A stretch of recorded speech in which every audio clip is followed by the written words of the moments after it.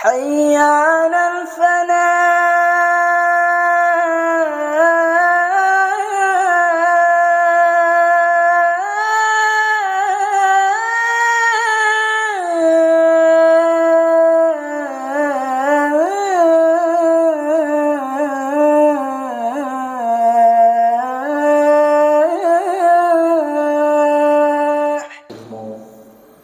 di masjid kesayangan kita, yaitu Masjid Al-Ikhlas Simpang 14 Kecamatan Selidah. Tentunya dengan ungkapan syukur alhamdulillah. Selanjutnya salam dan salam mari kita selalu sampaikan kepada junjungan Nabi Muhammad SAW dan menanamkan mahabbah kepadanya. Ucapan Allahumma shalli wa sallim ala sayyidina Muhammad wa ala ali sayyidina Muhammad. Jamaah rahimakumullah. Kita lanjutkan tema kita mengenai adab seorang murid di dalam belajar. Kalau ustaz-ustaz sebelumnya berbicara tentang masalah Idul Adha atau Idul Kurban, kalau kita meneruskan kajian aja, sudah banyak kajian para ustaz yang membahas itu. Jamaah rahimakumullah, masih dalam tema adab seorang murid ketika belajar. Kemarin ada 13 yang baru kita sampaikan, baru sampai 5. Pada siang hari ini dengan waktu yang sesingkat-singkatnya, lebih 15 menit akan kita lanjutkan kajiannya. Yang ke-6 adalah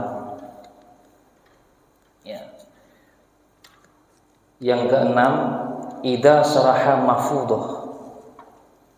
Ketika seorang santri itu menjelaskan hafalan-hafalannya,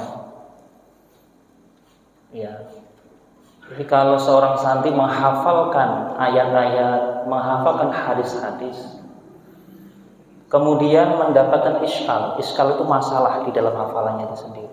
Masalah kan murid itu kan ketika menghafalkan matan, menghafalkan hadis, menghafalkan Quran, ketika menemukan iskal, kejanggalan pada apa yang dihafalkannya itu, maka di sini katakan intaqala ila tahsil mafsudah, maka beralihlah kepada kitab-kitab yang besar, yang sangat luas pembahasannya.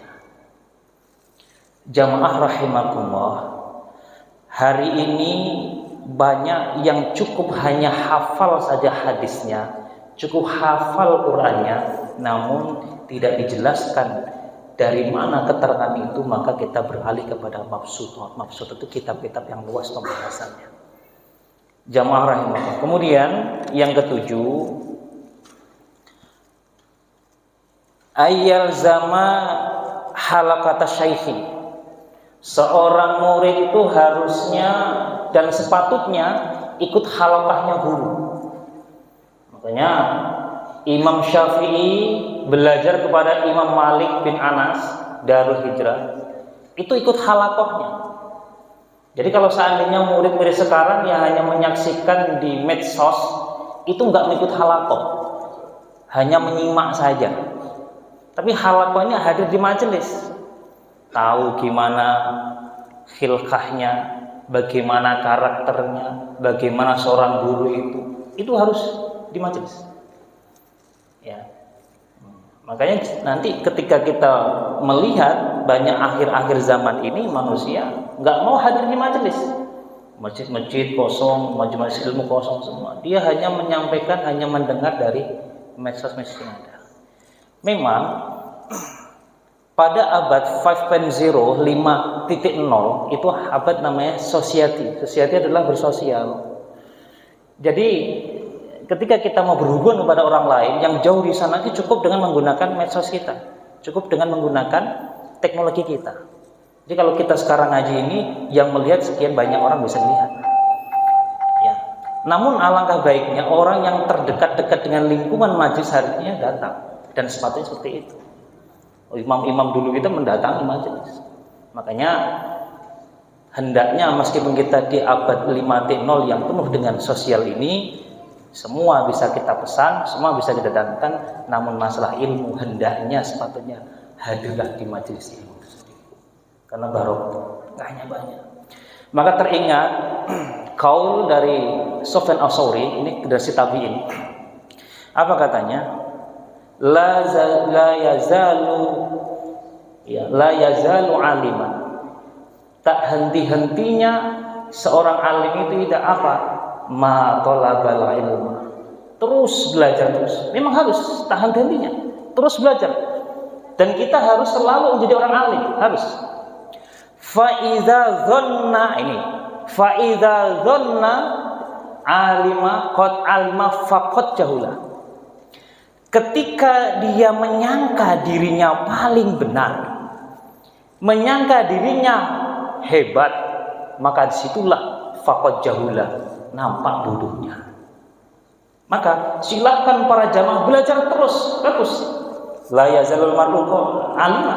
Terus seseorang tuh harus selalu harus selalu alim, harus menjaga kealiman, harus belajar terus. Tapi menyangka dirinya paling benar, maka faqad jahula. Nah, ini ujian orang-orang yang berilmu. Jamaah rahimakumullah, perlu kita terus kampanyakan belajar ini hingga menjadi orang yang alim, namun jangan mengaku diri paling ngerti. Jamaah rahimakumullah. Nah, harusnya seseorang tuh hadir di majelis ilmu. Untuk apa? Fitadris, mengikuti pembelajaran. Wal iqra, dan membaca. Misalkan kata Syekh, baca itu. Iqra kitab, baca kitab. Dalam Al-Quran mengatakan iqra kitab, bacalah kitabmu, bacalah Qur'anmu, bacalah apa yang ada di depanmu. Idza amkana, ketika itu memungkinkan. Fa innahu la yazidu, karena yang demikian itu tidak akan tambah illa khairan, kecuali yang kebaikan. Jadi seorang guru memerintahkan muridnya untuk membaca kitabnya, yang hanya tambah adalah baik, tahu bacaannya. Sekarang banyak guru yang tak menyuruh muridnya untuk membaca, sehingga tak mengerti bacaannya, apa yang dibacakan. Dulu para sahabat itu disuruh baca. Namanya dalam bidang hadis ada ilmu khusus yang bahas itu, yaitu adab, tahammulul adab. Jadi bagaimana menerima hadis dan bagaimana menyampaikan hadis itu sendiri. Jangan sampai ketika seorang murid tidak membacakan di depan guru, lalu dia menyampaikan kepada muridnya, lalu akan terjadi namanya miskomunikasi antara guru dan murid. Nah, wa tahsilan tentu akan berhasil, wa adaban tentu akan memiliki adab, wa tafdilan tentu memiliki keutamaan. Lagi jamaah rahimah, inilah pentingnya kita ada di halaqah ilmu, halaqah bersama guru-guru kita. Akan dilihat oleh guru-guru kita mana adabnya seperti apa, etika seperti apa, tentu banyak kemuliaan. Wa istahidu, dan sungguh-sungguh seorang itu ala muadzabah itu melakukan apa? Istiqomah, muadzabah, terus melanggengkan, melestarikan. Jadi ketika gurunya tidak ada, maka muridnya lah akan melanjutkan halaqah-halaqah itu sendiri. Maka ketika kiai-kiai kita tidak ada, maka gawagis, gus-gus, penerusnya ulama, yaitu putra-putra kiai ataupun orang-orang yang kompeten akan meneruskan halaqah-halaqah ilmu sendiri. Maka alhamdulillah di majlis kita ini seperti inilah model halaqah-halaqah. Namun kalau di pesantren itu mutar, kiainya baca, maka santrinya menyimak. Ya, namanya apa itu? Bandongan. Bandongan itu istilah bahasa pesantren. Guru itu disimak bacanya, disimak oleh para murid. Setelah guru disimak, maka gantian murid disimak oleh guru, didengarkan kembali. Jamaah rahimakumullah, ini tentu perlu kita lestarikan adab semacam ini. Jadi kalau kita hanya baca sendiri, hanya kita belajar sendiri, tak tahu siapa gurunya, karena tadi berkaitan bab ini tentang iktikadnya seperti apa, akidahnya seperti apa. Jangan-jangan ini belajar sendiri dan itu dikatakan orang sekarang belajar otodidak gitu. Kalau otodidak boleh nggak? Boleh, tapi dia harus tahu dulu, tahu baru kembangkan. Tapi nggak mau tahu sama gurunya, akhirnya belajar sendiri. Wa mu'adzabatu khidmati. Nah, Di samping mughadhabah, ilmu itu hikmahnya diteruskan. Maka ketika santri pulang dari pesantren, di rumah dia hikmatul ummah. Di dalam Al-Qur'an mengatakan waliyunziru qaumahum idza raja'u ilaihi ma'allahum yahzarun. Dalam ayat lengkap, wa ma kanal mu'minuna liyanfiru kafah falaula nafara min kulli firqatin minhum ta'ifatul liyatafaqahu fid-din waliyunziru qaumahum idza raja'u ilaihi ma'allahum yahzarun. Itu kewajibannya buat majelis-majelis. Makanya Islam bisa berkembang. Wal musara'atu ilaiha, apa itu? Mensegerakan apa? Hikmah, cepat-cepatan. Jadi nggak ada yang namanya murid santai, dibilang sama gurunya, orang Jawa namanya ngledaliti. Tapi kalau kita namanya apa, melambat-lambat. Tapi kalau kita santai harus cepat, musara'ah. Ya, panggil sama gurunya langsung datang. Disuruh gurunya langsung datang, musara'atul hikmah. Jadi cepat untuk berhikmah kita. Nah, hari ini kita perlu juga tanamkan hikmah kita kepada umat, jangan sampai kita diam di rumah saja. Kenapa? Di dalam Al-Qur'an mengatakan, ya harus kita sampaikan, ya harus namanya kita perlihatkan.